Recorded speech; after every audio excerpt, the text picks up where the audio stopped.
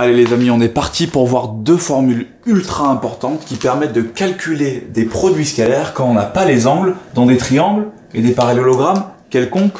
On s'y met tout de suite. Donc les deux formules que vous avez qui s'affichent à ma gauche, c'est deux formules qui sont essentielles pour calculer les produits scalaires dans le cas de triangles quelconques, c'est-à-dire des triangles pour lesquels vous n'avez pas d'angle et qui ne sont pas des triangles particuliers, c'est-à-dire des triangles isocèles ou rectangles, et c'est utile dans les parallélogrammes. La technique pour utiliser ces deux formules, c'est de se dire, bon, là je vous ai donné deux cas de produits scalaires, AB scalaire BC. Donc on va commencer par faire AB scalaire BC. Et ensuite on va faire AB scalaire AC. Donc vous voyez que c'est deux configurations de vecteurs, et que pour chacune des configurations de vecteurs, il y a une des deux formules qui va mieux marcher. Le problème, c'est que tant que vous n'avez pas un œil qui est bien entraîné, c'est compliqué de savoir laquelle des deux formules marche. Donc moi, ce que je vous recommande de faire, c'est au brouillon d'écrire les deux formules. Donc ici, la première formule, elle me donne donc 1 demi de donc U scalaire V, c'est U plus V au carré, moins norme de U carré, moins norme de V au carré. Donc 1 demi de U plus V au carré, donc AB plus BC au carré.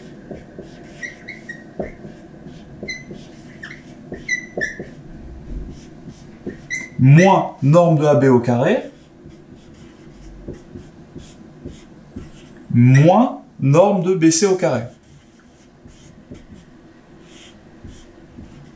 Et la deuxième formule, ça me donne 1 demi de norme de AB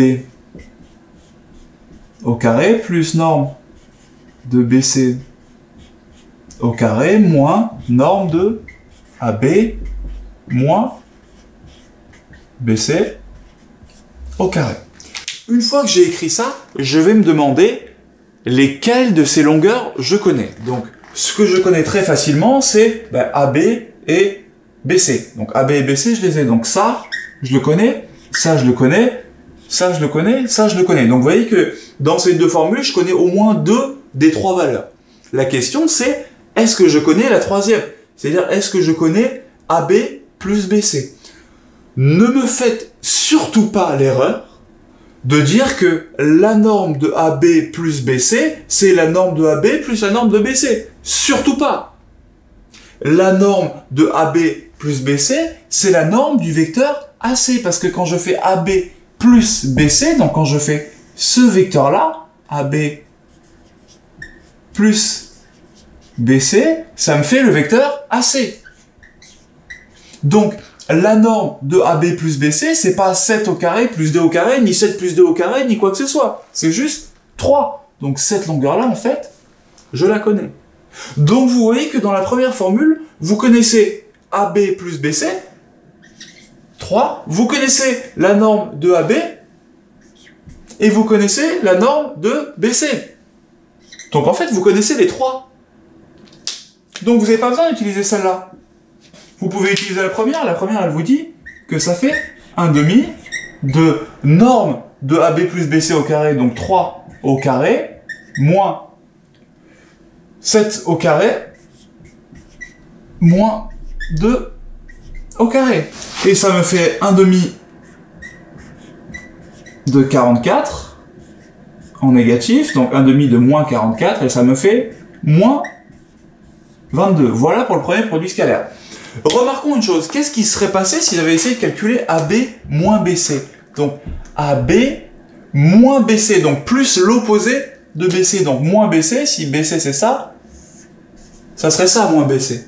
Donc quand je fais AB moins BC, c'est en fait comme si je calculais ce vecteur-là, sauf que ce vecteur-là, j'ai aucune idée de sa longueur, donc j'aurais jamais pu calculer cette longueur-là, donc je me serais retrouvé bloqué dans une formule où je connaissais 1, 2, mais pas le troisième. On recommence ici.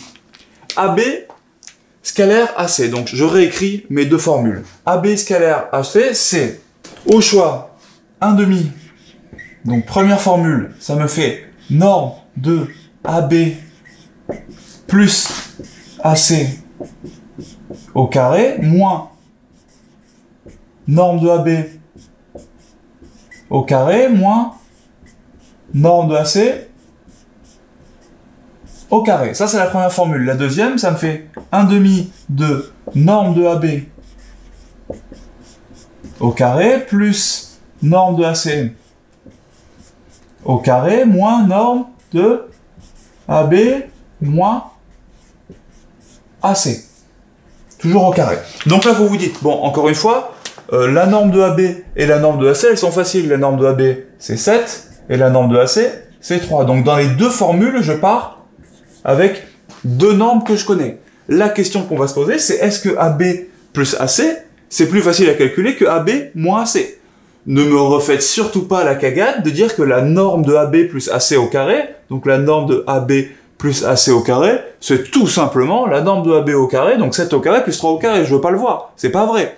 Ça, c'est la norme, non pas de AB plus la norme de AC, mais la norme de AB plus AC. Donc, est-ce que AB plus AC, ça va vous donner un vecteur que vous pouvez reconnaître? Ben, AB c'est ça, AC c'est ça, donc je prends mon vecteur AC, je lui colle le cul sur la tête de AB, donc ça c'est mon vecteur AC, AB plus AC, ça me fait ce vecteur-là. Est-ce que je connais sa longueur?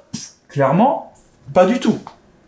Par contre, AB moins AC, d'après Chasles, vous êtes d'accord avec moi que ça fait AB plus CA. Parce que moins AC, c'est plus CA. Et si je les switch tous les deux, ça me fait CA plus AB. J'ai juste inversé l'ordre des deux vecteurs. Et CA plus AB, d'après Chasles, ça me fait CB. Et CB, eh ben CB, je connais, sa longueur, c'est 2. Donc en fait, celle-là, je la connais, elle fait 2.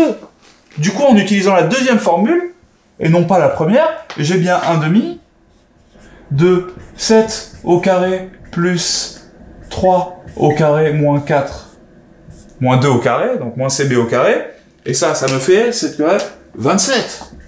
Et je peux encadrer et prendre mes petits points. Je récapitule, vous avez les deux formules. Dans chacun des cas, vous écrivez les deux formules. Dans chacun des cas, vous aurez toujours les éléments seuls. Donc les AB et les BC, vous les aurez. La question, c'est la somme ou la différence. Est-ce que j'ai plutôt envie de faire la somme de mes deux vecteurs ou est-ce que j'ai plutôt envie de faire la différence? Et en fait, ça, vous pouvez le savoir dès le début. Vous n'avez pas besoin de vous... Si vous commencez à être bon, vous n'avez pas besoin de vous embêter à recopier les formules. Vous vous dites, bon, je prends mes deux vecteurs. Est-ce que c'est plus simple pour moi de calculer la somme des deux? C'est-à-dire si je fais AB plus BC, est-ce que j'arrive à une longueur ou est-ce que j'ai plutôt intérêt à faire la différence? Plus simple encore. Vous vous dites juste, est-ce que la somme, ça me donne quelque chose? Si la somme me donne rien, alors forcément, c'est la différence.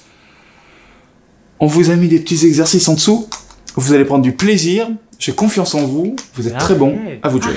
Arrête, ça va. Arrête.